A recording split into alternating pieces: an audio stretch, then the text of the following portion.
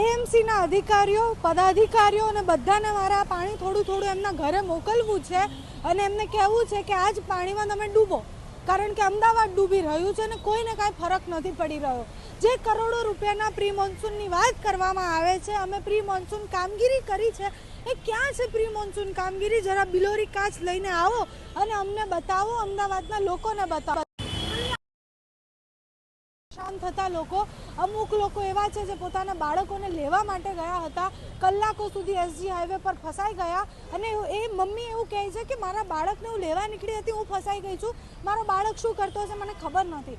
અઢળક લોકો જે ઓફિસ જવા માટે નીકળ્યા હતા એના ઓફિસનો અડધો દિવસ પતી ગયો છે, રસ્તો નથી પતી રહ્યો. કેમ કે રસ્તામાં પાણી ભરાઈ ગયા છે. પાણી કેમ ભરાઈ ગયા છે? કારણ કે અમદાવાદમાં એટલો અદ્ભુત વિકાસ થયો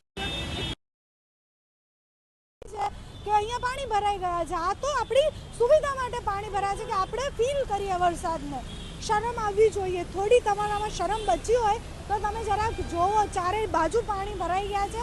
અમુક કલાકોના વરસાદમાં જો આટલા પાણી ભરાતા હોય અમદાવાદમાં અને આપણે પછી એવું કહેતા હોય કે ફલાણે આટલું પાણી ભરાયું ને ઢીકડે આટલો વરસાદ પડ્યો, અમદાવાદ કલાકના અમુક ઇંચ વરસાદમાં જો અમદાવાદમાં આગાહી પ્રમાણે વરસાદ પડે છે તો અમદાવાદ જે કરીએ છે કરોડો રૂપિયાનું બજેટ ફળવાય છે, 1 કરોડ રૂપિયા ગયા ક્યાં એનો કોઈ પાસે જવાબ છે?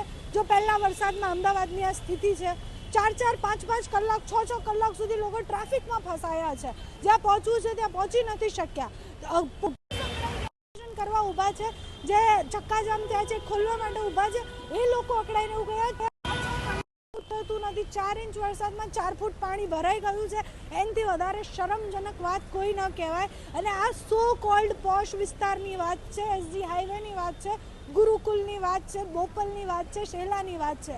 આ પૂર્વ વિસ્તારની વાત નથી. ત્યાંની સ્થિતિ તો આનાથી ખરાબ જ હશે એવું માની જ લઈએ છીએ.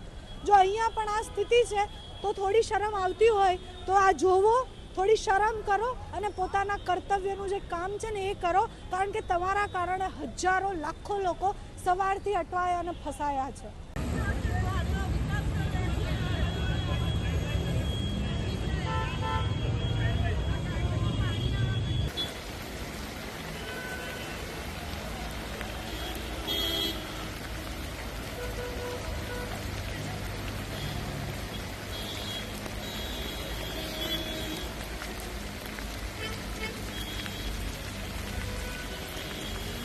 નાચો ને તું આમ ટર્ન લો.